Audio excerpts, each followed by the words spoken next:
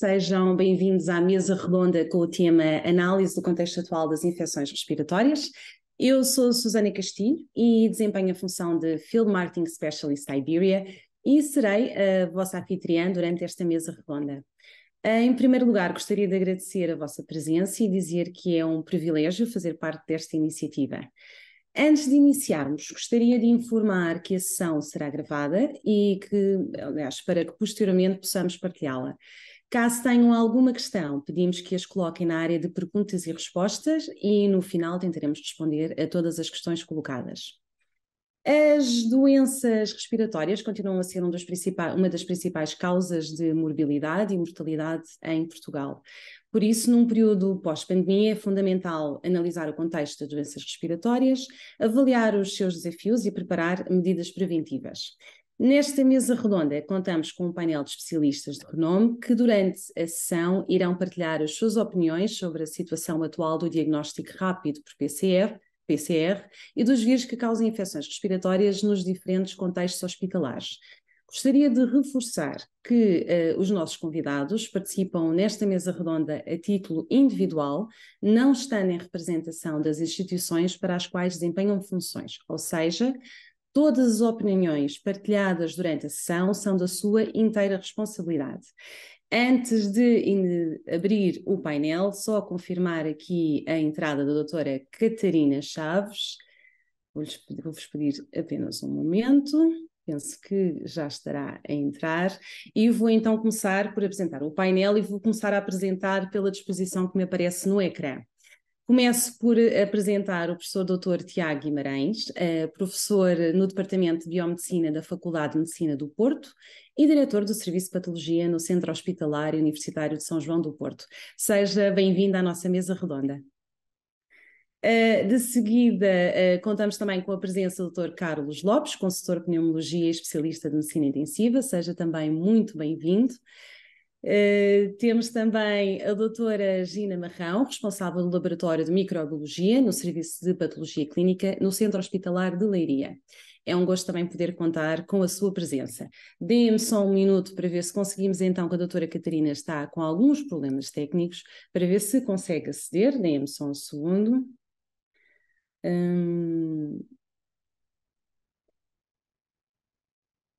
A doutora irá juntar-se a nós dentro de uns segundos e vamos então iniciar a nossa conversa, mas antes de mais, obviamente, reforçar e agradecer-vos por terem aceito o nosso convite. Todos os anos, antes de iniciar uma nova temporada de vírus respiratórios, olhamos para os dados da temporada respiratória no hemisfério sul, em particular na Austrália. Contrariamente ao que vem sendo habitual, este ano a gripe afetou cerca de 30% da população jovem. Por isso, gostaria de saber em que medida os dados verificados no hemisfério sul podem, de certa forma, ajudar-nos a preparar a época respiratória em Portugal. E posso começar pelo Dr. João Tiago Guimarães. Muito boa tarde, em primeiro lugar, a todos. Queria começar também por saudar também quem nos acompanha neste debate e dizer que eu tomo parte neste debate com todo o gosto, tentando trazer aquilo que é a minha perspectiva, que sendo eu patologista clínico, não estou no dia a dia na área da microbiologia, mas tenho, digamos assim, opinião, acho que sustentada sobre alguns desses aspectos e que poderá, espero eu, ajudar neste debate. Em relação ao que diz, eu diria que é uma espécie de inevitabilidade, quer dizer, nós temos esta situação de transição que ocorreu no ano de 2020 para 2021, em que tivemos uma alteração de padrões. 22 ainda se sentiu isso, portanto, de 20 para 22 tivemos uma alteração de padrões que resultou de todas as medidas de lockdown, de proteção individual, que se foram instituindo nos diferentes países do mundo. Evidentemente que a Austrália tem características próprias porque é uma ilha, apesar de muito grande, não é fácil de chegar lá sem ser de uma forma controlada e tiveram uma política de controle de acessos muito estrita durante muito tempo. E, portanto, eles tentaram ter a política, enfim, de casos zero, de levar ao zero o número de casos através disso, com medidas restritivas, sobretudo em quem viajava para a Austrália, e com bastante cuidado nesse aspecto, e com todas essas medidas de evicção poderão ter resultado também numa maior vulnerabilidade das populações durante agora este período pós-Covid, na medida em que tivemos um período relativamente longo em que houve uma muito menor exposição das populações, sobretudo das populações mais jovens, aos diferentes e habituais agentes.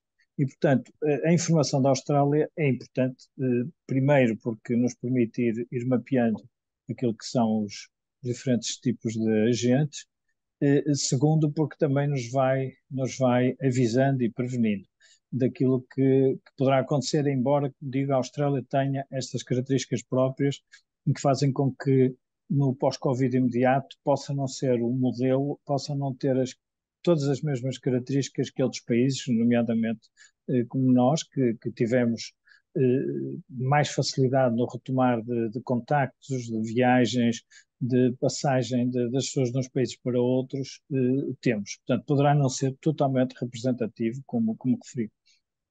Muito obrigada. Doutora Gina, concorda? Está em mudo, exatamente. Continue mudo, doutora. Ok, assim penso que agora sim.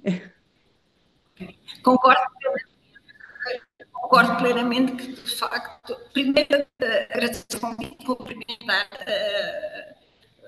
os cuidados e que estão ouvindo. Dizer que concordo. Nós estamos a ouvi-la com alguns cortes. Peço de imensa facto. desculpa. Nós estamos a ouvi-las com alguns cortes. Peço desculpa de interromper. Vamos experimentar agora. A doutora dizia... E agora está melhor?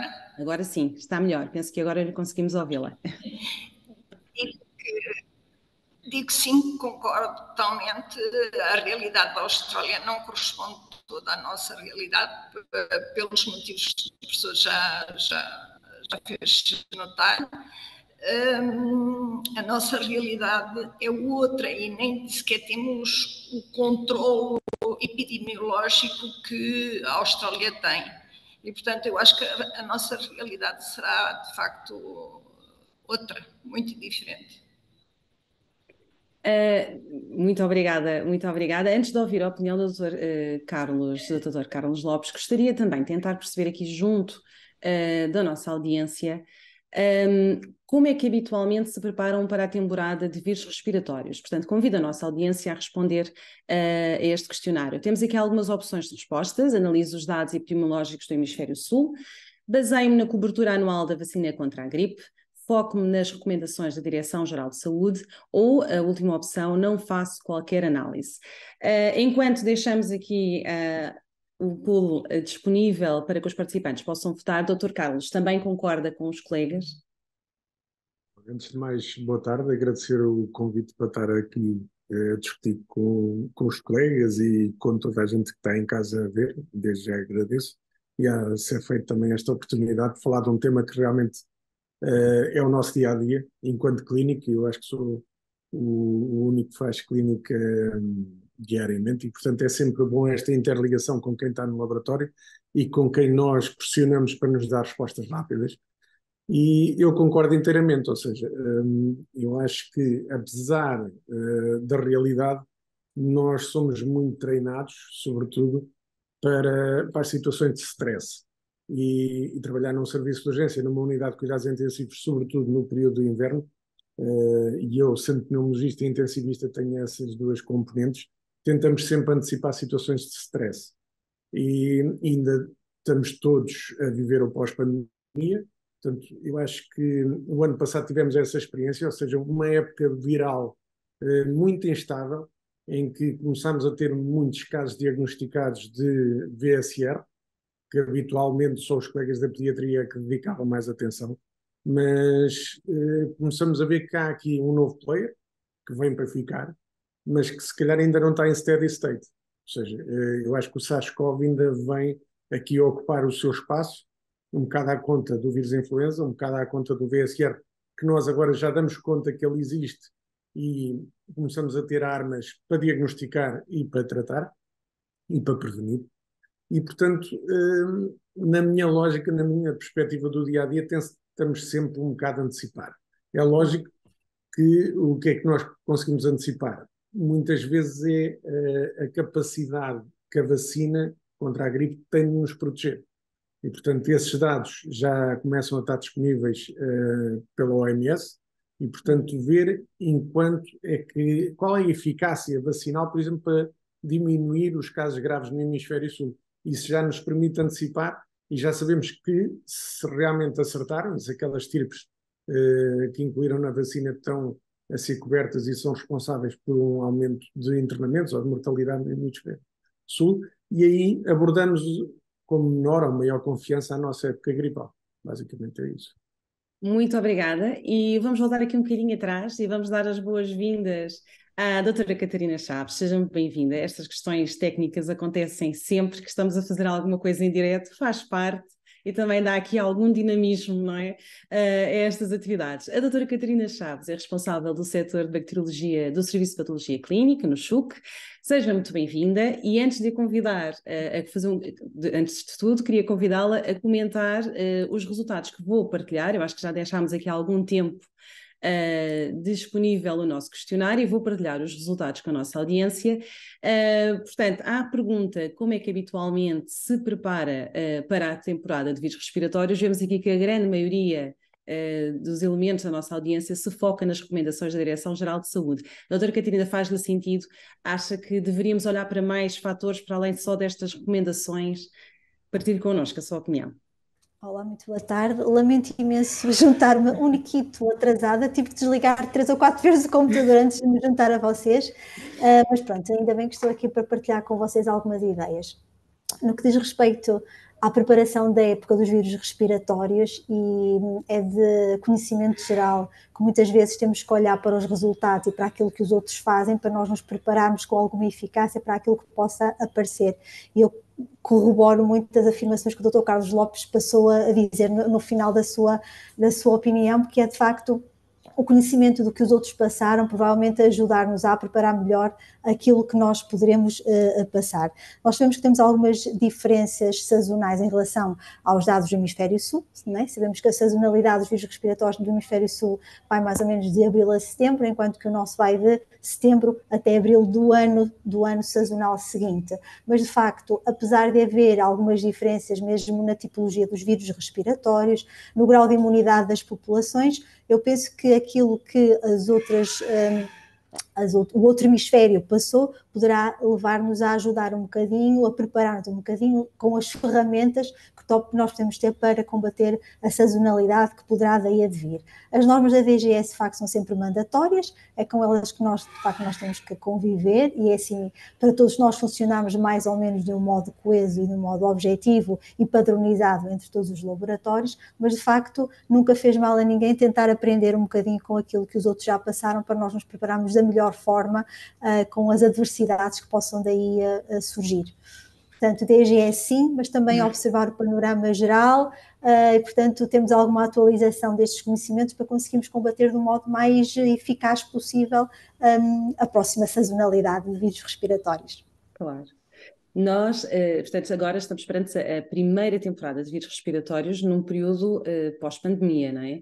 No final de agosto deu-se um aumento da taxa de incidência da gripe e do SARS-CoV. As autoridades de saúde atribuem este aumento essencialmente ao fluxo de participantes das Jornadas Mundiais da Juventude, assim como uma forte concentração nos festivais de verão. Gostaria de saber a vossa opinião. Portanto, no vosso entender, consideram que se manterá um aumento da taxa de incidência da gripe e do SARS-CoV? Posso começar pela doutora Gina.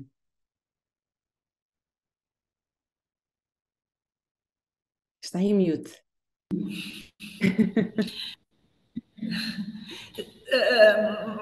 Sim, eu acho que sim, que vamos iniciar em força o SARS-CoV. Aliás, temos vindo a assistir à permanência do SARS-CoV e agora um ligeiro já acréscimo do número de casos. Alguns casos já temos, alguns casos graves também. Gripe A, nós, Hospital aqui de Leiria, já tivemos casos no início de setembro de gripe A também, e, portanto, tudo leva a crer. E, como dizia o professor, o RSV não nos podemos esquecer dele. Nós já temos tido muitos casos de RSV, estamos agora a começar, já começamos com o número de casos, e o que quer dizer que há de facto aqui uma alteração em termos de sazonalidade e, enfim, provavelmente tem a ver com a adaptação viral também, que nós obrigamos a que isso acontecesse. E, portanto, vai tudo começar em força, sim. Eu prevejo os próximos semanas, 2, 3 semanas, que tenhamos aqui um grande aumento do número de casos. Dr. Carlos, considera que vamos ter uma certa sazonalidade na aparição anual da gripe e do vírus sinal respiratório, comumente conhecido pelo RSV? Um bocadinho da linha de pensamento do que a doutora Gina comentava? Sim, eu concordo com a doutora Gina. Vamos assistir declaradamente, como é habitual, tradicionalmente, ao aumento do número de casos, até porque as pessoas vão estar mais confinadas a espaços interiores, portanto, as condições de transmissibilidade do vírus supostamente vão estar favorecidas. E é o que nós assistimos habitualmente. A sazonalidade do SARS-CoV eu acho que ainda não está bem estudada. Têm saído alguns estudos que ainda apontam para que temos um vírus numa dinâmica que ainda não está completamente estabelecida e, portanto, eu acho que eventos como os que a Susana referiu, de grande concentração de pessoas, se calhar ainda são importantes para termos alguns picos de transmissão e de casos, mas a época gripal vai começar entretanto. O que eu acho é que realmente nós não estávamos habituados a picos de gripe só em janeiro e fevereiro e, dadas as alterações climáticas, ou seja, tudo isto está a mudar, mesmo as condições atmosféricas também vão mudar e, portanto, se calhar já não vamos ter esses picos ou vamos ter a incidência viral mais distribuída do que noutros anos. Acho que passa por aí. Vejo o professor Tiago a assinar, como concorda, não é? Também. Sim, sim. Eu acho que nós temos que ter em linha de conta que estes últimos 3 anos foram sempre anos atípicos, com medidas que alteraram totalmente aquilo que é o padrão habitual. E depois há ainda outra coisa que é, nós estamos a fazer, continuamos a fazer um tipo de rastreio, um tipo de procura que não tem comparação com aquilo que era antes da Covid. E, portanto, nós estamos, enfim, as pessoas autotestam-se, nunca ninguém se autotestou para a gripe ou para o RSV. Nós temos as pessoas, portanto, ficaram nos hábitos do período pandémico das restrições e todas as regras que na altura muito bem se instituíram, que alteram um bocadinho este padrão. Portanto, eu concordo em absoluto que nós ainda não temos aqui um steady state, como o Dr. Carlos Lopes há bocado referiu. Ainda não podemos aqui dizer o que é que a SARS é. Alteramos os padrões dos outros vírus, alteramos, porque houve aqui vulnerabilidades diferentes, houve populações que estiveram protegidas em épocas onde normalmente não estavam. Vamos ter isso ainda, as pessoas com máscaras, as pessoas com preocupações que não tinham há 3 anos ou 4 atrás, as pessoas, apesar de que a vacinação da gripe já demonstrava alguma preocupação, mas as pessoas não tinham as pessoas comumente não têm ideia da gravidade da gripe. E, portanto, as pessoas, ganhamos aqui uma awareness, não é? uma atenção a um assunto que são as doenças respiratórias que não tínhamos antes de todo. E, portanto, isto modifica um bocado o padrão e torna mais difícil nós estabelecermos novos padrões e estabelecer comparações com aquilo que se passou no passado. E, sobretudo, nós criamos aqui uma nova entidade que nunca tínhamos tido antes, que é uma infecção respiratória assintomática, que é assim uma espécie de uma contradição, mas de facto nós criamos uma nova entidade. E, portanto, passamos a ter, não temos em mais nenhuma outra patologia, digamos assim, uma pessoa que tenha caracterização sem ter sintomatologia. Portanto, nós criamos aqui uma nova entidade que provavelmente está aqui a mexer nos numeradores destas frações e a mexer aqui nestas percentagens. Uma coisa é certa, o RSV, nós todos hoje em dia sabemos que ser jovem acaba cada vez mais tarde, já foi aos 21, aos 35, agora já passa dos 40, e o RSV vai atrás. Portanto, nós agora temos os idosos com infecção por RSV, temos o RSV saiu do âmbito das nossas salas da pediatria e foi pelas restantes faixas etárias, obviamente, com maior concentração nas pessoas mais idosas. Mas, portanto, isto são tudo novidades que provavelmente não vão ficar totalmente esclarecidas este ano. Eu acho que estas próximas, enfim, 12, 14, 16 semanas vão ser muito importantes para nós percebermos se vamos ter um padrão novo, se vamos recuperar algum dos anteriores, como é que isto vai ser, vamos tateando.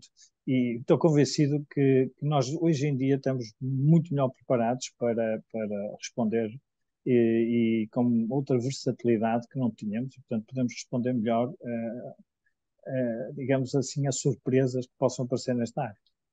Doutora Catarina, concorda que este ano vai ser um bocadinho atípico, acaba por ser, lá está, o primeiro ano de observação, como o professor Tiago explicava muito bem, temos aqui um aglomerado de fatores, não é?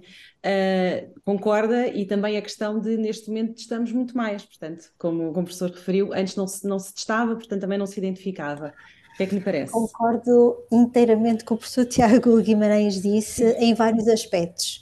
Primeiro, temos que retroceder um bocadinho atrás e tentar perceber que a sazonalidade da gripe muitas vezes também não ia de encontro às nossas expectativas, ou seja, a própria sazonalidade da gripe às vezes variava um bocadinho. Com a introdução do SARS-CoV, as coisas ainda vieram a estar um bocadinho mais complicadas e de facto nós não sabemos muito bem quais é que são os fatores que permitiram que esta sazonalidade pudesse alterar em relação a anos anteriores. Aquilo que é muito importante, que o professor Tiago Guimarães disse, é que de facto temos que continuar a monitorizar, certo? Para que depois no final consigamos prever o mais próximo possível da realidade que se poderá vir a instalar. Portanto, acaba por ser um bocadinho difícil, estamos a fazer predições do futuro, porque nenhum de nós é mágico, nenhum de nós é bruxo, mas de facto nós temos que fazer um bocadinho nesta base, até porque há várias variáveis a interferir. Como o professor Tiago Guimarães também disse, o facto de nós testarmos muito mais, também diagnosticamos ou detectamos muito mais, pois é importante também perceber que esta infecção respiratória assintomática, muitas vezes nós estamos a detectar qualquer material genético que de facto não está a provocar doença naquele doente. Portanto, aí depois já temos outras questões relacionadas com a parte da biologia molecular, mas de facto que sempre que testamos mais, é óbvio que nós vamos encontrar mais. E, portanto, se calhar o padrão também foge um bocadinho porque estamos a introduzir uma variável de metodologia um bocadinho diferente. Portanto, há uma série de fatores que, de facto, intervêm nestes padrões, nestes reportes e neste estudo ongoing, não é? Um estudo a longo prazo e aí estudando para conseguirmos retirar todos os dados. E nesta fase, agora da sequência daquilo que nos estava a comentar, o quão é importante os laboratórios poderem diferenciar então os três vírus, o SARS-CoV, a gripe e o RSV? Na realidade, clinicamente, muitas vezes não tem uma mais-valia eu saber qual é que é o vírus que está naquele síndrome, não é? Naquela apresentação clínica. Muitas vezes é importante sabermos o vírus dependendo do grau de gravidade com que o doente se apresenta num serviço de urgência ou numa enfermaria. Nós sabemos que há doentes bastante complicados com infecção com influenza ou até mesmo com RSV, se estivermos a falar mais de doentes imunodeprimidos ou até doentes pediátricos, e de facto muitas vezes é preciso tratar com suporte de antivíricos em determinadas situações. Portanto, o sabermos que vírus é que é, porque até há uns anos atrás nós não testávamos os doentes para saber se tinham gripe por influenza, que tipo de influenza é que era. Testávamos sim naqueles doentes com uma gravidade clínica associada que se justificava nós compreendermos o que é que estava a envolver aquela situação clínica. Portanto, para o dia-a-dia, provavelmente a importância de sabermos se é um SARS-CoV-2 ou uma influenza não vai variar muito na minha monitorização clínica, porque o doente é capaz de ir para ambulatório, trata, está 3 dias em casa, volta a trabalhar. Agora, dependendo da gravidade, de facto, a aplicabilidade destes testes tem uma mais-valia. Eu penso que isto é um bocadinho generalizado e portanto, transversal à maior parte das unidades hospitalares. Doutor Carlos, uma vez que é o clínico no grupo, concorda? Ao nível Sim, clínico, como é que vê esta necessidade de diferenciar? eu acho que nós sentimos, para já, agora já estamos a ficar habituados, portanto, a nossa mentalidade na abordagem das infecções respiratórias também mudou um bocado. E, portanto, nós, sobretudo se tivermos um doente, como disse a doutora Catarina, imunossuprimido, portanto, com fatores de risco para uma doença grave, seja a influenza, seja a VSR ou seja por SARS-CoV, se calhar vamos pensar em que, por exemplo, já temos antivirais específicos. A eficácia vale o que vale, mas temos protocolos terapêuticos já dependendo da identificação dos vírus. E, entretanto, vão sair novos antivirais, já estão num pipeline bastante avançado e, portanto, com ensaios já em fases avançadas, até para o próprio VSR, nos adultos. E, portanto, o que eu acho é que realmente essa informação cada vez vai ser mais necessária para nós podermos fazer uma medicina de precisão, ou seja, personalizar um bocado conforme a infecção viral. E hoje em dia realmente já temos algumas ofertas de antivirais e de anticorpos monoclonais no mercado, sobretudo nos doentes críticos, nos permitem aspirar a termos menos complicações, doenças menos prolongadas, sobretudo se começarmos com um tratamento atempado. Por isso é fundamental realmente termos respostas rápidas, temos uma boa interligação com o laboratório e aí realmente é fundamental trabalharmos todos em sintonia e temos uma boa comunicação. Muitas vezes os colegas queixam-se que não vem informação clínica relevante, vem só uma reposição e realmente, apesar de trabalhar num hospital grande, nós temos uma boa interligação tradicionalmente com a microbiologia do nosso hospital e tentamos diminuir um bocado a distância que nos separa, às vezes com um telefonema, pronto, são ligações pessoais que depois nos permitem realmente ultrapassar e tratar melhor os nossos clientes. Doutora Gina, no vosso caso, portanto, o doutor Carlos também referiu aqui, de certa forma, a parte clínica também já está acostumada, digamos assim, a ter acesso a estas informações. Fale-me um bocadinho da sua realidade. Nós aqui, sim, de facto, também temos uma boa interligação com os serviços, via telefone, sobretudo, e de facto o que o clínico quer, como é óbvio, é uma resposta o mais rápido possível, para que, neste caso, se houver terapêuticas definidas, possam ser instituídas, ou medidas de isolamento, enfim, têm que ser instituídas por causa dos surtos hospitalares, nomeadamente no caso dos internamentos, como é óbvio. E, portanto, a nossa realidade aqui penso que será igual à dos outros hospitais, isto é, nós trabalhamos o mais rápido possível para o clínico ter a resposta o mais rápido possível. E, portanto, e com a ser feito é fácil, com estes testes é de facto fácil. Passo agora para o professor Tiago. Atualmente, portanto, houve aqui também com o período pós-pandemia, passou-se também a fazer uma série de testagem, como referiu há pouco. Atualmente, em que contexto é que optam por fazer PCR ou a utilização de antigênio? Qual é a diferenciação? Qual é o algoritmo? Ora, isso de facto foi uma das áreas onde nós conseguimos um excelente entendimento com os diferentes clientes dos nossos resultados. E nesta lógica, nós acordamos com os colegas das diferentes, digamos, proveniências, que os circuitos seriam distintos conforme os objetivos pretendidos. E, portanto, no serviço de urgência, nós respondemos essencialmente de uma certa maneira. Quando estamos num internamento, pode depender mais da situação e o colega tem que sinalizar. Portanto, temos aqui vários circuitos que nos permitem também, tendo em conta aquilo que é o necessário, tendo em conta aquilo que é a pressão que o colega que está à cabeceira do doente tem, ou à cabeceira, ou no serviço de urgência, tem, nós procuramos responder em função disso. E, portanto, combinamos vários circuitos. Temos um circuito do doente que chega e em que se quer, digamos, um doente, não é um doente, enfim, dependendo obviamente da época em que estamos, porque não respondemos sempre da mesma maneira, isto vai oscilando conforme as épocas, mas essencialmente o nosso grande circuito é começar por fazer o teste de antigênio, o teste rápido de antigênio, e depois fazemos, conforme, enfim, as situações, depois vamos aproveitar sempre a mesma colheita, portanto nós não fazemos segunda colheita diferente, porque isso aumentava muito a variabilidade, porque teríamos aqui duas zaragatoas diferentes, portanto nós fazemos uma primeira zaragatoa que fica vinculada para aquele percurso do doente. Portanto, fazemos um teste rápido de antigênio, fazemos no Serviço de Patologia Clínica, e depois, conforme a situação, uma situação ligeira, o doente pode ir para casa, nós ficamos, neste momento não há questões legais de declarações, etc, etc, portanto, o doente vai para casa, vai com aquele resultado, com a indicação de que se piorar, de que terá que voltar ou terá que repetir o teste, se o teste é positivo, com as indicações, enfim, de cautela que deve ter. Se é um doente que é para ficar internado, o teste é negativo, mas tem uma clínica respiratória pesada, nós evoluímos para painéis respiratórios mais ou menos alargados.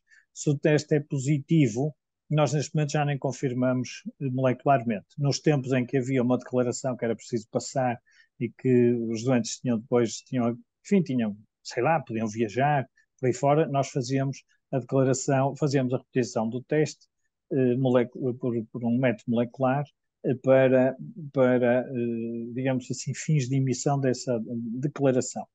Neste momento, dependendo das situações, se estamos, enfim, contentes com o resultado, não há ali uma clínica respiratória que obriga a classificar melhor, ficamos com o teste rápido de antigênio. Se há uma clínica respiratória, então temos várias possibilidades para avançar.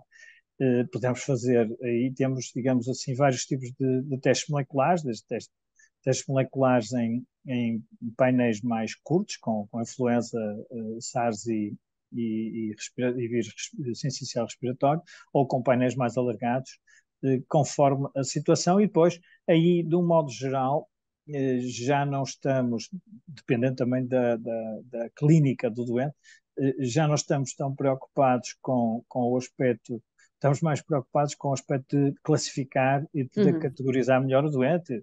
E assim como aqui que foi dito, quer dizer, já foi referido várias vezes, nós procuramos adequar o nosso teste e o nosso tempo de resposta àquilo que se vai fazer com o resultado. E, portanto, eu dou sempre a analogia do lixo, não vale a pena nós separarmos o lixo e depois, no fim, se mete tudo no mesmo contentor. Nós aqui é um bocado em função daquilo que é o destino do doente. Se nós vamos conseguir tratar o doente, ou com isto vamos colocá-lo num quarto individual, ou vamos colocá-lo numa coorte, ou vamos ter capacidade de diferenciar o doente, nós adequamos a resposta laboratorial a esse destino, a esse fluxo que podemos dar ao doente. Mas, portanto, como digo, nós neste momento começamos sempre a fazer o teste rápido de antigênio e depois, conforme a situação, pode ser até final, pode ser definitivo, ou então evoluirmos para os testes moleculares, que também podem depender da situação, serem rápidos ou menos rápidos. Eu diria que hoje em dia já não há testes moleculares lentos, menos rápidos. A hora do dia podemos não fazer tudo, às 3 da manhã podemos não fazer tudo, porque enfim, não é necessário. Mas vamos jogando com esta, adequando aquilo que temos de disponibilidade de testes àquilo que é o que o nosso interlocutor precisa. E isto está mais ou menos combinado com urgência de adultos, urgência de pediatria, com internamentos, nós podemos fazer um teste molecular rápido e fazemos muitos, sábado às 11 da noite, porque de repente é preciso transferir um doente para uma unidade de cuidados, por exemplo, e nesse contexto é e aquele necessário doente ter acesso. é preciso a cama, por um lado, o doente tem que ir, e nós precisamos dar essa informação, e fazemos um teste porque a entidade que o vai receber assim o exige. E nós fazemos, não pela situação clínica, não por nenhuma dúvida clínica ou pelo agravamento do doente ou o que seja, mas porque há administrativamente uma necessidade. Portanto, procuramos adequar aquilo que é a necessidade Cada de caso acaba por ser um caso, não acabamos é? pronto, tendo dentro de uma determinada matriz, mas procuramos atuar assim. Eu gostaria de aproveitar porque temos aqui um comentário que também me parece que está alinhado com o tema neste momento. Vou passar a ler. Há um aspecto muito importante que não podemos esquecer: o conhecimento da etimologia da infecção respiratória permite uma melhor abordagem terapêutica, poupando muito uso empírico de antimicrobianos desnecessariamente. O SARS, o influenza e o RSV são importantes, mas não podemos esquecer os restantes vírus respiratórios, como o rinovírus, adenovírus, metapneumo e os para-influenzas, que são motivo de imensa morbilidade. Doutora Catarina, faz-lhe sentido este comentário? Está alinhado? Eu concordo muito e vem muito na linha daquilo que o professor Tiago disse, que é a Exatamente. adequação da resposta consoante as necessidades clínicas. Portanto, isto acaba por responder basicamente à questão. Nós, de Exato. facto, utilizamos muitos painéis para infecções respiratórias, utilizamos um de facto mais curto, em que tem um tempo de resposta rápido, para os 4 vírus mais frequentemente associados às infecções respiratórias sazonais, que é o que nós estamos a tratar aqui, e depois existe todo o outro painel dos vírus que fogem da sazonalidade e estão ligados a outras características epidemiológicas. Temos painéis respiratórios para infecções respiratórias do trato respiratório superior, e sabemos que sim, podem ser provocadas por outros vírus, inclusive por bactérias atípicas, e então temos um painel mais estendido, e depois temos para doentes já institucionalizados em ambiente hospitalar, em caso de agravamento clínico, infecções respiratórias do trato respiratório inferior, portanto associadas a pneumonias, que podem de facto dar uma resposta noutro âmbito. Portanto, consoante a situação, assim o painel pode ser enquadrado naquela situação, porque compreenda, o laboratório tem muitas ferramentas, mas se usássemos todas as ferramentas em todas as situações, nenhum Estado social conseguiria comportar os gastos que nós teríamos no laboratório. Portanto, eu sei que do ponto de vista clínico a pressa do resultado é uma necessidade emergente. Os laboratórios cada vez mais de microbiologia têm ido de encontro a estas necessidades, e hoje em dia a microbiologia não tem nada a ver com a microbiologia de há meia dúzia de anos, portanto com a utilização da biologia molecular em força, e portanto nós vamos adequando as nossas metodologias à resposta clínica, mas de facto, apesar disso, temos que adequá-las às situações clínicas, e nesta base desta questão eu acho que vai um bocadinho por aí. Portanto, não sei se respondi inteiramente, portanto se a pessoa em questão se tiver mais alguma questão Acho que para era um colocar, comentário, mas estava alinhado com sim, o que o mas eu professor acho que Tiago diria. sim, eu acho que basicamente é isto, vem na linha, isto é um bocadinho o pensamento de microbiologista, não é? Portanto, nós temos ferramentas, mas temos que adequar, porque também não podemos utilizá-las em todas as situações, mesmo que não tenham um relevo clínico. Já que falamos aqui também da rapidez, acho que também seria interessante nós percebermos, junto à nossa audiência, portanto, quanto tempo demoram, quer a entregar, no caso das pessoas de laboratório, ou a receber um resultado laboratorial para vírus respiratórios. Portanto, temos aqui algumas opções, pode ser até 1 hora, 3 horas, 6 horas, 12 horas, 24, ou no caso, se forem clínicos, na primeira, ou se for de laboratório, na segunda. Só para também termos aqui uma noção de o quão é importante e de como é que isto funciona na prática nas diferentes realidades hospitalares. Doutora Gina, para si, o quão é importante que este diagnóstico seja efetivamente rápido e urgente? É só em determinado contexto ou para si faz sentido que este diagnóstico seja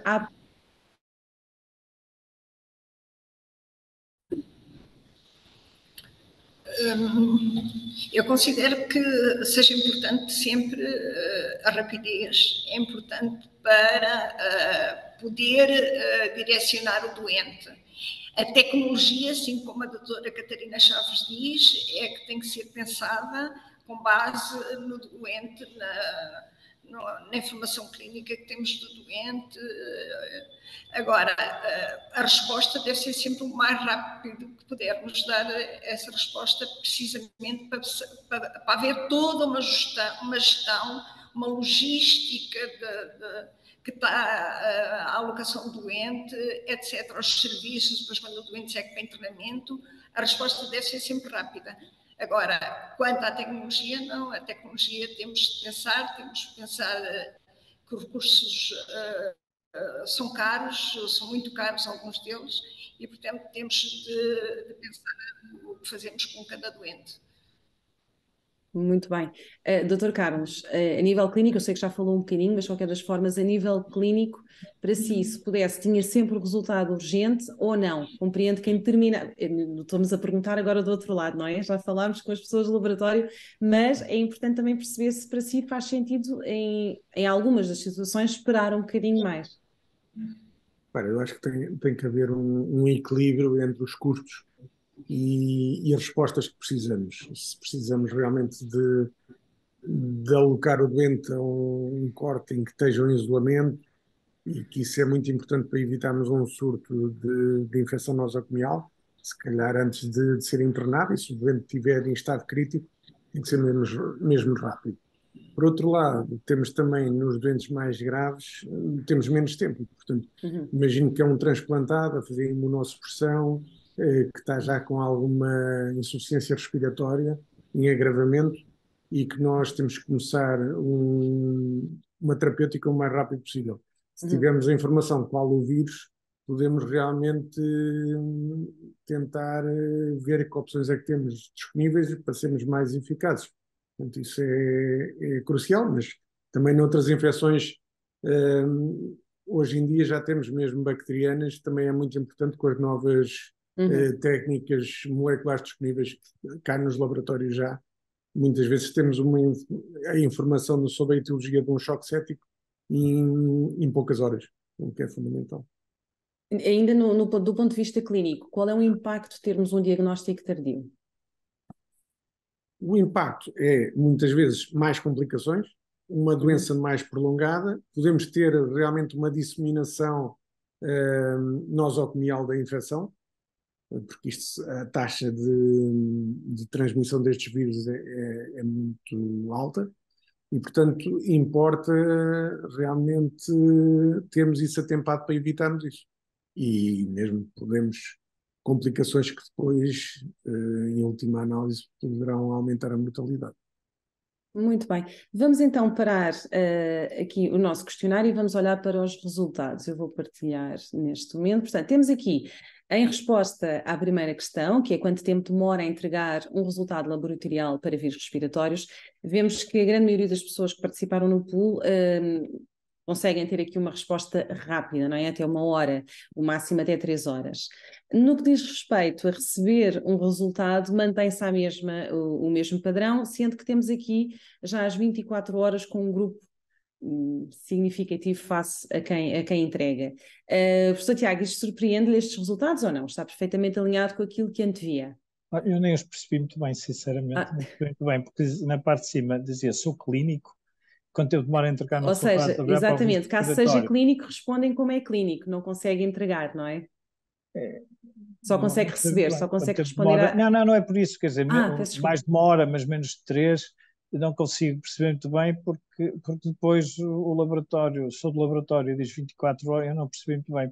Temos 29 respostas do laboratório a dizer que sou do laboratório, e depois temos 15 Porque nem todas as pessoas respondem, ou seja, as pessoas respondem a algumas perguntas, a outras... Não respondem, as pessoas ou disseram que eram do laboratório ou responderam às horas.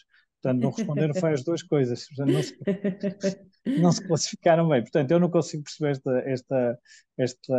muito sinceramente, não consigo fazer análise como nas noites eleitorais. Aqui eu sinceramente acho que o tempo é importantíssimo para os clínicos. É sempre o turnaround time, é sempre o fator número 1. Em relação aos exames complementares, é sempre. Não é, obviamente, o único fator, e, portanto, não é o que aqui já foi referido. Temos em ter em linha de conta outros fatores. Até o que fazemos depois com os resultados. E até porque nós estamos aqui a confundir duas coisas, que é o resultado laboratorial e o diagnóstico. Nós estamos a confundir o diagnóstico, incorpora também o resultado laboratorial. E, portanto, um resultado laboratorial não é sinónimo de um diagnóstico.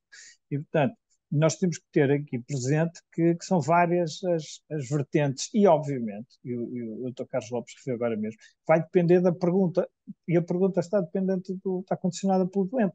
Que tipo de doente é? Que tipo de circunstância para a qual é que estamos? E, portanto, temos que adequar a nossa resposta a isso. Se nós temos os doentes, cada um no seu quarto, em situações de de grande controle de infecção, com práticas muito robustas, etc., eu não estou tão preocupado com o tempo de resposta como estou se tiver os doentes ali numa área de triagem, todos a monte, enfim, metade dos quais com uma máscara no queixo, a tossirem, etc. E, portanto, estas circunstâncias ditam muito daquilo que é, de facto, a premência do tempo de resposta. Portanto, eu não tenho dúvidas que a resposta é sempre importante. Eu, principalmente, não tenho dúvidas de uma coisa, que é, e por causa daquilo que a doutora Catarina Chaves muito bem disse em relação aos cursos, que é, eu não tenho dúvidas que a boa prática é sempre mais barata. Pode custar muito dinheiro, mas é sempre mais barata. E entendendo como boa prática, o por vezes não ser necessário fazer determinado tipo de teste. E depois há outro aspecto importante na nossa resposta, que é o não. Não é isto ou não é aquilo. Embora tivesse sido referido, e bem, que há outros vírus respiratórios que podem ser importantes, mas pode ser muito importante, num primeiro tempo, descartar uma influenza, descartar um RSV na área da pediatria, até porque, por exemplo, nós aqui no hospital temos enfermarias com condições muito dispares de umas áreas para outras. A área da pediatria agora tem condições muito boas comparativamente à parte dos internamentos de adultos, etc. Isso significa que nós temos uma capacidade de isolar. Nos adultos, por exemplo, teremos a facilidade em fazer coortes, e não isolar, mas, enfim, isolamentos de grupo. Também não interessa meter alguém que não tenha um vírus na coorte errada. E, portanto, temos aqui sempre que ter em linha de conta aquilo que é o que vamos fazer com o resultado que nos cai no regaço. E, portanto, o tempo, sem dúvida, é aquilo que mais valoriza. Eu não tenho dúvidas nenhumas que os pós-clínicos, os meios complementares de diagnóstico estão bem quando eles precisam, vão ao sistema, abrem e está lá o resultado. E pode ser 48 minutos depois, 48 meses depois. Mas o que interessa é quando quis, tinha disponível o resultado. E isto é muito importante, temos esta percepção. Temos a percepção de que é isso sempre que vai validar os tempos de resposta. E é por isso que é muito importante nós conversarmos com os clínicos, conversarmos com os nossos colegas nas urgências, nas unidades e gerirmos estas expectativas, porque às vezes é só uma má gestão de expectativas que faz com que haja a percepção que os nossos tempos de resposta são muito demorados. Nós temos pessoas zangadas por marcar uma consulta para o doente para a semana e ainda não tem o resultado do Lavanstein. Mas é a ignorância também, mas é uma má gestão de expectativas. Portanto, nós temos que gerir as expectativas e isso altera muito a percepção do tempo. Portanto, volto ao início, que é importante é nós definirmos muito bem cada uma das situações e percebemos muito bem o que é útil e necessário para cada uma das situações para os nossos colegas. Doutora, muito obrigada. Doutora Gina, considera possível envolver os cuidados primários no diagnóstico dos vírus respiratórios? Se eu considero que é possível? Sim, se é possível, faz sentido. Não percebi bem a pergunta. Considera viável a inclusão dos cuidados primários no diagnóstico de vírus respiratórios? Sim, eu considero que é viável e que seria de extrema importância para evitar, de facto, o afluxo de doentes que não necessitam ao hospital e, portanto, ficariam pelos cuidados primários. E, portanto, esse diagnóstico era feito por métodos, provavelmente por método antigênio, e assim havia uma melhor gestão da ocupação hospitalar, que hoje está, de facto, um caos, todos os dias ouvimos isso, e devia começar nos cuidados primários. O governo devia ser sensibilizado para o melhor trabalho dos cuidados primários, sim. Doutora Catarina, concorda? Eu concordo inteiramente. Eu acho que os cuidados primários são vitais para a sustentabilidade do nosso sistema de saúde, sem dúvida alguma.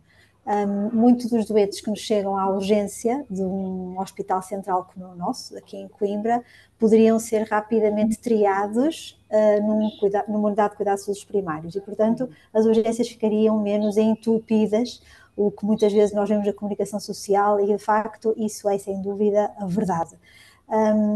Não há atualmente no nosso país esta política em adesão plena, mas eu acho que o futuro passará um bocadinho por aí, porque senão os hospitais não conseguirão de todo dar conta de todos os doentes que chegam a uma urgência com uma infecção respiratória que rapidamente poderia ter sido diagnosticada logo numa unidade de cuidados primários. Portanto, concordo plenamente. E nesta linha de pensamento, quais considera assim os principais desafios agora na gestão da próxima temporada de vírus respiratórios que está a iniciar? Não passando pelos cuidados primários. Não. É que poderia passar por aí. Poderia Sim, passar mas por aí. Poderia. Infelizmente ainda não. Eu acho que o passado recente que nós vivemos com a pandemia de Covid-19 ajudou-nos muito a implementar determinadas medidas. Eu espero mesmo que estas medidas que nós implementamos nos últimos 3 anos e meio, não caiam em desuso, porque de facto elas são muito importantes para controlarmos a disseminação, não é? O contacto do vírus com outras pessoas, e não estamos a falar só de doentes, estamos mesmo a falar até de importação deste tipo de infecções respiratórias de fora para dentro de uma unidade hospitalar ou de outras unidades. É claro que as regras vão sendo feitas à medida que as situações assim o exijam. Vamos também modificando consoante a situação sazonal que estamos a viver e, portanto, elas têm uma mobilidade sendo mais restritivas ou menos restritivas. Eu penso que o melhor modo de nós nos prepararmos, de facto, é nós nos desabituarmos de algumas regras que são mesmo importantes para conter a disseminação das infecções respiratórias, e sempre que alguma coisa muda a nível geral, comunitário ou intra-hospitalar, rapidamente consigamos adaptar.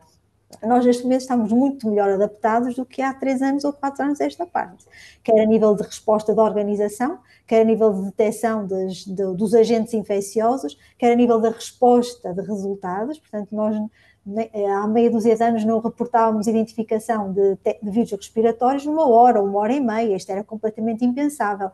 Portanto, acaba por ser uma resposta em consonância com as necessidades do clínico. Portanto, tudo isto nos ajudou a preparar, ou nos ajudará a preparar as próximas épocas de sazonalidade dos vírus respiratórios. Acho que passa um bocadinho por aí. Doutor Carlos, no seu entender, quais são os principais desafios para a gestão desta nova temporada, antes de passarmos às perguntas que temos no chat?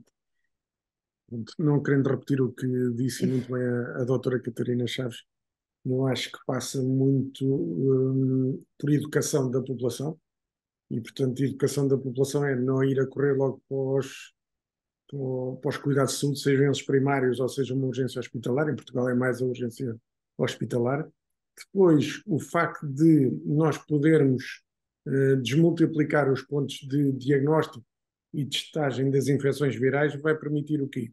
Que não haja o acumular de pessoas numa urgência hospitalar que está subdimensionada, estão sobrecarregadas e que depois vão ser focos de transmissão de doença. A pessoa vai ao hospital e apanha uma infecção viral com facilidade porque realmente está tudo a tossir ao lado.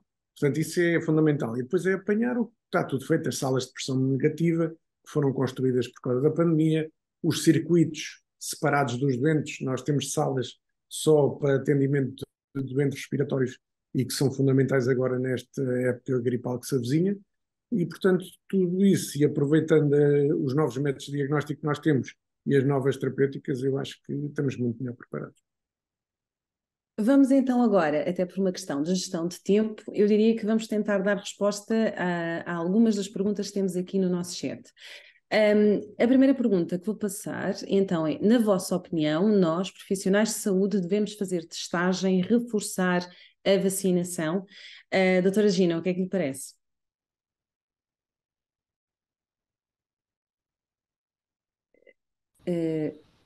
Está... Não consegui okay. perceber a pergunta. Eu releio, sem qualquer problema. Na vossa opinião, nós, profissionais de saúde, devemos fazer testagem, reforçar a vacinação?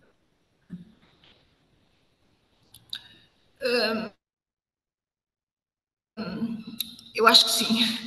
Eu sou uma defensora das vacinas e, portanto, acho que sim, nós, profissionais de saúde, os hospitais devem sensibilizar e disponibilizar aos seus profissionais, pelo menos as vacinas destes vírus, do SARS-CoV e do influenza, para que, enfim, os dias de trabalho sejam de facto os que devem ser, eficientes, para que não tenhamos de ficar em casa com infecções, algumas delas graves, e, portanto, diminuir o risco aumentando a imunidade. É o que eu acho que devemos fazer mesmo. Obrigada. Vou então passar para outra questão. Creio que, sem conhecermos bem a dinâmica do SARS-CoV, se perderam regras que já faziam parte da nossa rotina. Professor Tiago.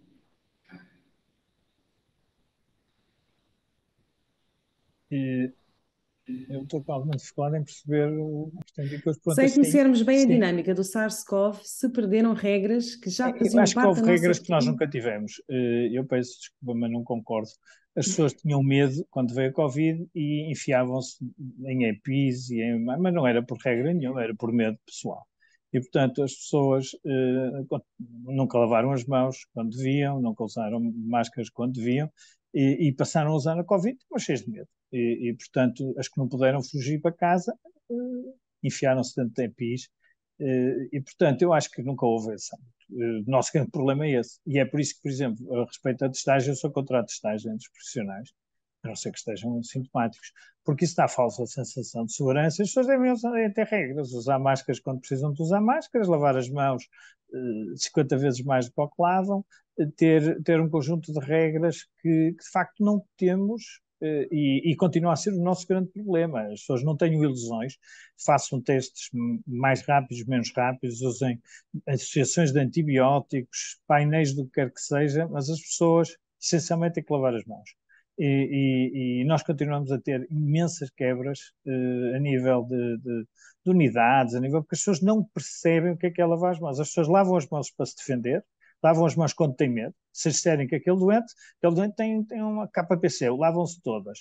O do lado, não, já não há problema nenhum. Portanto, as pessoas não têm a percepção disso.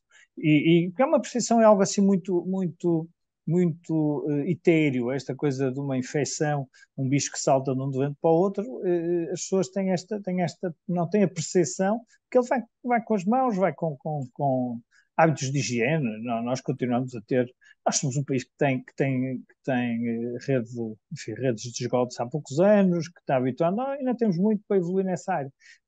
Temos mesmo, quer dizer, é um problema seríssimo, o problema da má prática, e anda muita gente a dourar a pílula. O problema são as instalações e são isto, aquilo, aquilo outro. Nós podemos ter excelentes instalações se as pessoas não tiverem regras de higiene, algumas das quais são básicas, não são regras de higiene sequer para o nível de cuidados que nós esperamos numa unidade hospitalar. Portanto, enquanto isso não acontecer, vamos ter sempre este problema acima daquilo que é a média da Europa.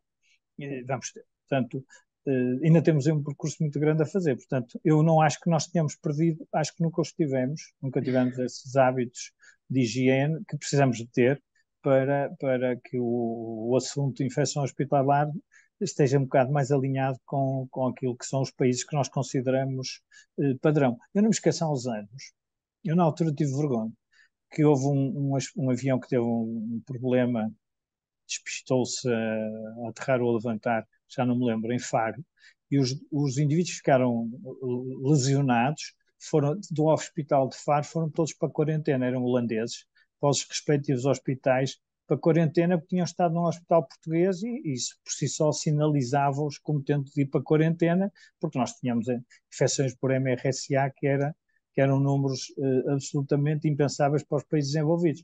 E, portanto, eles têm um doente com uma infecção, ou um portador, isto é logo imediatamente isolado e tratam de tudo com a devida precaução. Nós temos os hospitais que não fazem rastreios destes estados exportadores e, portanto, ainda temos aqui um percurso muito grande para para Um fazer. largo percurso pela frente. Vamos então tentar dar resposta aqui mais a algumas, não sei se vamos conseguir dar resposta a todas, por uma questão de gestão de tempo, mas faremos os possíveis. Vou ler a próxima pergunta. Apesar de agora ser quase um hábito os clínicos saberem qual o vírus envolvido, qual a opinião sobre o uso desmedido de testes para identificar qual o vírus envolvido, quando a maioria será para ambulatório, cujo tratamento é sintomático? A grande maioria dos casos, como sabemos, não são doentes descompensados ou imunodeprimidos. Como deve o laboratório cooperar com os clínicos a saber gerir isto? Dr. Carlos, do ponto de vista clínico.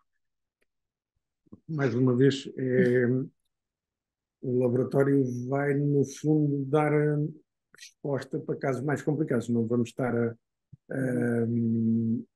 a fazer testes, concordo com isso plenamente, se com antipiréticos nós vamos tratar do caso, não é? Portanto, isso aí faz todo sentido, mas depende muito do contexto do doente, dos fatores de risco que é referido na pergunta. Claro que se for um doente jovem, sem fatores de risco, e se o quadro for recente, nós não vamos estar a fazer isso.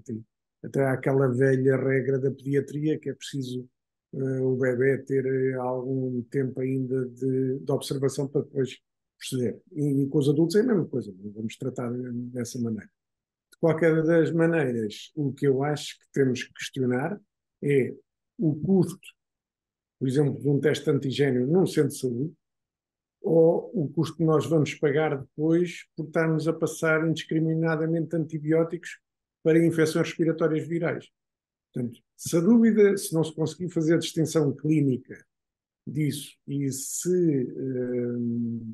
será que vale a pena? Isto é uma questão, também eu acho que não há ninguém que tenha uma resposta certa, mas nós temos que ter realmente uma prescrição muito racional de antibióticos, porque realmente as resistências aos antimicrobianos são cada vez mais um problema de saúde pública e os colegas podem testemunhar isso muito melhor do que eu. E, portanto, se calhar, em alguns casos, é melhor fazer o teste de antigênio, que é barato, e confirmar uma infecção viral e ficamos por ali, do que realmente estar a avançar com prescrições de antibióticos escusadas, que vão só aumentar realmente um problema grave que nós temos hoje em dia. Passamos então para a próxima, obrigada. Passamos então para a próxima pergunta. Nos cuidados de saúde primários, ocorrem doentes geralmente menos graves, caso contrário, serão enviados aos serviços de urgência. Qual a vantagem de identificar, nesse caso, os vírus envolvidos, se o tratamento ao nível dos cuidados primários será sintomático? Doutora Catarina. Eu acho que toda a abordagem passa por uma única palavra, que é estratégia. Nós sabemos que as unidades de cuidados de saúde primários não respondem à maioria das situações em situação urgente. Nem todas as localidades têm a sorte de terem unidades de cuidados de saúde primários abertos a toda a hora, de modo que os doentes têm que ser drenados para as unidades hospitalares. Ponto. Por aí, acho que é da realidade, todos nós conhecemos esta realidade. De facto, como o colega ou a colega referiu na questão, sabendo que o tratamento é sintomático, não há validade nenhuma ou interesse nenhum a identificar o vírus, mas isto já foi largamente debatido durante esta sessão. Portanto, a identificação ou a detecção de determinado vírus ou bactéria tem validade em situações clínicas padronizadas ou mais graves, em que de facto é necessário um tratamento mais dirigido. Mas, se nos cuidados de saúde primário tivessem uma abertura mais alargada no sentido de funcionamento, imaginem, em que poderíamos afunilar os doentes que chegassem à nossa urgência, provavelmente a estratégia de atuação poderia passar por outra aplicabilidade, nomeadamente com algumas metodologias rápidas, e não falarmos só de metodologias rápidas de biologia molecular. Há outras metodologias rápidas que as pessoas se esquecem, como o vulgo, o antigênio pneumo na urina, o antigênio de legionela, o antigênio, por exemplo, para o SARS-CoV, são metodologias rápidas, não são por biologia molecular. Portanto, não podemos também misturar um bocadinho estes conceitos, certo? Porque metodologias rápidas há muitas, podemos adequá-las dependendo de onde nós estamos a atuar. Portanto, eu acho que já foi largamente dito que, de facto, situações menos graves, com tratamento sintomático, não necessitam de uma identificação do vírus. Em outras situações é quase obrigatório, porque podemos direcionar o tratamento mais adequado. E depois é assim, o que eu acho é que antes de testar, e isto vem de encontro àquilo que o professor Tiago Guimarães disse, as pessoas têm que, de facto, ter práticas de sustentabilidade social. Utilizar máscaras se estão doentes, antes de pedir para serem testados. Ou seja, muitas vezes o que acontece, vamos testar, se eu for antigênio positivo, põe uma máscara. Se for negativo, não põe máscara. Mentira, está errado. Temos que ter com isso, né? Temos que manter as práticas que nos foram impostas e que rapidamente também a comunidade esqueceu rapidamente, tal, da mesma maneira que foram rapidamente impostas, também foram rapidamente esquecidas. Portanto, a pergunta resolve-se por si, de acordo com aquilo que nós temos a debater durante esta sessão.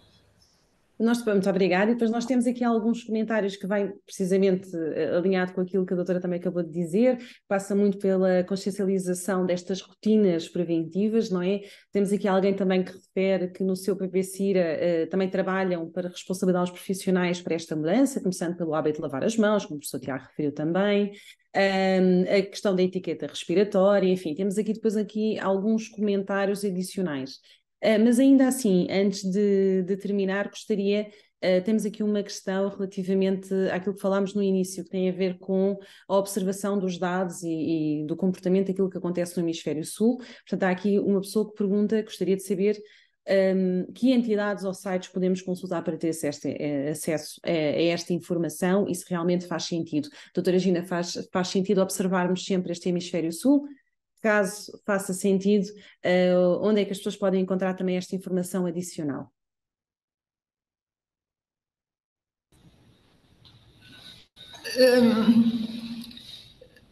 Está a falar, no Hemisfério Sul é fácil, porque eles testam e têm dados epidemiológicos muito fiáveis. Nós falamos, de facto, até porque não temos dinheiro, poupamos na testagem, mas daí resultam dados epidemiológicos falsos mesmo. Se calhar por isso é que a Austrália tem estes dados agora sobre a gripe A e nós não temos. Não testamos e de facto achamos que não é preciso e não é preciso testar, mas para a epidemiologia, se não se testar, não se sabe, né? E de facto nós temos poucos dados, depois somos pessoas que não gostamos muito de fazer declarações também, mas sim, o Instituto Ricardo Jorge tem os números, né? Podem ser consultados, e depois alguns sites europeus que nos fornecem os dados, vários são esses sites. Tem acesso através de várias entidades. Para terminar, por uma questão de tempo, gostaria de colocar mesmo a questão a todos. Se sentem que estamos preparados para esta nova temporada de vírus respiratórios, uma vez que estamos pelo primeiro ano pós-pandémico? Sentem-se preparados? Posso começar por si, doutora Gina, uma vez que já estávamos a conversar. Acha que estamos preparados enquanto país, digamos assim? Eu diria que devíamos ter essa obrigação de já estar preparados, porque passamos por esta pandemia que foi dura para toda a gente, mas, como eu costumo dizer, deve ser o sol var-nos a memória e esquecemos de muita coisa. Nós, hospitais, profissionais de saúde, eu acho que estamos preparados, todos aprendemos muito com isto e, portanto, mantivemos tudo que conseguimos durante o Covid e os laboratórios mantiveram as técnicas, até evoluíram e, portanto, digamos que nós, laboratórios, estamos preparados. A população em geral, eu acho que alguma já esqueceu, mas se vierem daí mais notícias, vamos outra vez. E como o professor Tiago diz, as pessoas esquecem-se de lavar as mãos. Exato. Ainda não estamos preparados sequer para lavar as mãos e ter uma etiqueta respiratória mesmo na comunidade. E, portanto, muito dos alicerces estão a falhar. Passa aqui pela educação cívica, não é? Exatamente. Doutor Carlos, concorda que estamos preparados se conseguirmos melhorar a nossa parte de educação cívica? Isso é fundamental, acho que é um pilar fundamental melhorarmos, até porque é sempre um período de stress para o Serviço Nacional de Saúde, que realmente já vem com um burnout da pós-pandemia, e nós vemos todos os dias essas notícias dos problemas que há ao nível das urgências hospitalares. Mas que neste momento, depois da educação cívica e de uma organização dos recursos um bocado exauridos do SNS, eu acho que podemos abordar a nova época com confiança. Muito bem. Doutora Catarina, estamos preparados? Estamos preparados porque detectamos rápido. Estamos preparados porque temos tratamentos adequados, portanto nós evoluímos muito nos últimos 4 anos a nível de diagnóstico e de tratamento. Se calhar não estamos tão preparados a nível comunitário porque rapidamente esquecemos algumas regras. Eu acho que é também do dever das entidades competentes comunicar frequentemente os riscos que estão associados às infecções respiratórias e as medidas que podem ser utilizadas para evitar a disseminação deste tipo de infecções. Portanto, se for uma informação sazonalmente elaborada, evita as populações, portanto, tudo é facilmente esquecido. Portanto, se for reforçada esta informação, de facto, a preparação da comunidade no geral é melhor, porque a nível de técnica laboratorial, a nível de tratamento, portanto, diagnóstico e tratamento precoce, nós estamos, de facto, bem adaptados, porque aprendemos muito nos últimos anos. Agora, de facto, é importante todos nós estarmos conscientes do que é o problema das infecções respiratórias. Por fim, o professor Tiago já referiu algumas vezes e foi das pessoas que mais alertou para esta necessidade de consciencialização cívica, mas apesar de tudo, considera que estamos preparados? Eu distinguiria duas épocas. Se for uma época, digamos assim, o novo, com SARS e influenza, etc., eu acho que sim. Se for a pandemia 2, eu não tenho a certeza que estejamos. E isto porquê? Porque eu acho que nós vivemos a Covid muito sozinhos, as instituições, nomeadamente eu falo pela minha, portanto, tivemos que nos desenrascar, passa a expressão, e tivemos que tratar de cada um enfim, dos seus problemas. E se voltar a acontecer, a minha preocupação não é ter aqui 4 ou 5 opções diagnósticas, é não ter testes, é não ter zaragatoas, é não ter plásticos, é não ter essas coisas. E eu acho que aí o país não aprendeu nada. Portanto, falava-se muito numa reserva estratégica nacional, que eu nunca a vi, nem sei onde é que ela estava. Houve uma altura em que parecia-me que era um avião que vinha da China, que era a Reserva Estratégica Nacional, e portanto nós não aprendemos com isso. E quando eu digo aprender com isso, é que apontamos sempre o exemplo de alguns países nórdicos, em que as compras, cada um de nós tem os seus equipamentos, pode fazer as suas compras, mas eles gerem isto de uma forma em que há uma espécie de um pipeline por onde entram as compras numa extremidade e os hospitais recebem na outra extremidade, mas há ali uma espécie de um período de quarentena em que há um estoque nacional assumido, com custos, obviamente, partilhados entre todos, porque a própria indústria também tem interesse que as coisas funcionem e que nos permita ter alguma margem, porque essa é a única preocupação que eu tenho. Em relação ao resto, mais teste, menos teste, mais máscara, menos máscara, eu estou convencido que sim, que estamos perfeitamente preparados, temos muitas alternativas, temos as pessoas, temos muitos circuitos já pensados, temos muitas rotinas. Agora concordo totalmente com o Dr. Carlos Lopes, estamos muito cansados, o sistema continua a estar muito gasto, está muito rasgado, muito à pele, e eu acho que essa parte, digamos assim, não quer dizer que não se fizesse um esforço como nos prolongamentos, continuar a jogar, mas podemos ter umas cambrasitas aqui e acolá. Agora, eu não sei o que é que vai ser, este ano não vamos sentir, mas eu tenho, ao contrário da esmagadora maioria dos nossos colegas, eu tenho alguma acho conceptualmente que há uma parte benéfica nas ULS e nós daqui a um ano estaremos, na próxima época, não nesta, estaremos em princípio todos a pertencer a uma unidade local de saúde. E aí, algumas das coisas que foram aqui referidas, pode ser que já comecem a aparecer. E eu acho que isso é para benefício do doente. Eu não acho que nós vai ser muito mal se nós virmos as ULS numa lógica de desanuviar os hospitais. Nós vamos ter que perceber que é o que é melhor para o doente e, portanto, todos nós concentrarmos nisso que é o mais benéfico para o doente e vai passar por descentralizar, sobretudo metodologias de diagnóstico. Os doentes têm que ter confiança que nos centros de saúde não estão a ter menos do que têm no hospital e os nossos colegas que estão nessa primeira linha também têm que sentir o apoio, o respaldo que se sente quem está num hospital.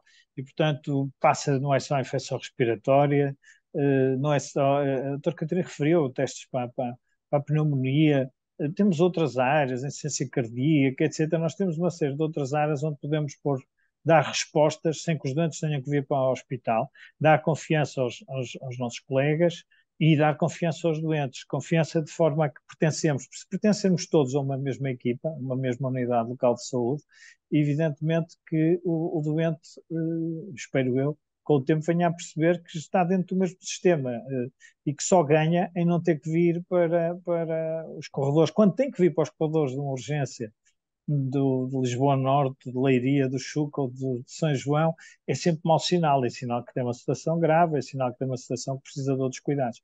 Portanto, resumindo e finalizando, eu não tenho dúvidas que temos capacidades para responder àquilo que será, com mais ou menos onda, a próxima época. Muito bem, muito obrigada. Nós já passámos aqui um bocadinho de tempo, mais do que era suposto, mas é sinal também que a conversa estava agradável e tivemos aqui também uma série de comentários e perguntas no chat. Resta-me então agradecer ao nosso painel. Muito obrigada mais uma vez pela vossa disponibilidade e simpatia durante esta sessão. Agradecer também a todos os inscritos que nos acompanharam e aos resistentes que se mantiveram apesar do alargamento da hora. E contamos, obviamente, com a participação e inscrição de todos nas próximas atividades. Muito obrigada mais uma vez e continuação de boa tarde.